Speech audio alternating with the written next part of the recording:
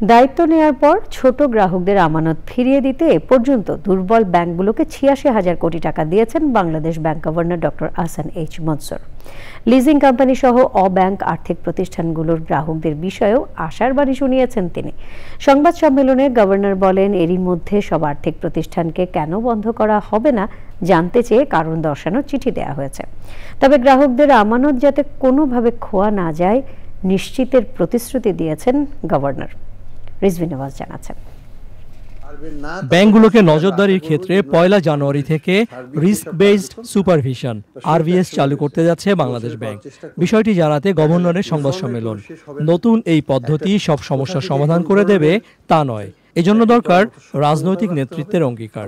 রাজনৈতিক হস্তক্ষেপ আগের মতো ওইভাবে না হয় তাহলে অবশ্যই এটাকে আইডেন্টিফাই করা যায়। পরিবর্তন অবশ্যই রাজনীতিবিদদেরই করতে হবে। একটা দেশ তো সেন্ট্রাল ব্যাংক তো দেশ চালাবে না, দেশ চালাবে তো সরকার।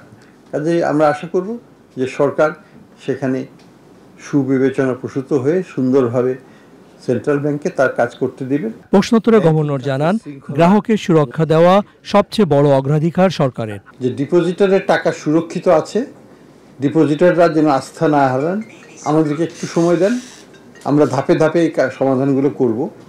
একই সাথে আমরা যেটা এগুলো আর্থিক প্রতিষ্ঠানগুলোকেও আছে, আমরা তাদেরকে শোকজ নোটিশ পাঠিয়েছি, বলেছি যে কেন তাদেরকে বন্ধ করে দেওয়া হবে না এবং কিভাবে তারা আমানতকারীদের স্বার্থ রক্ষা করবে সেটার পরিকল্পনা আমাদেরকে যেন তারা দেয়। তারা দিয়েছে, আমরা সেটা নিয়ে তাদের সাথে আলোচনা করছি।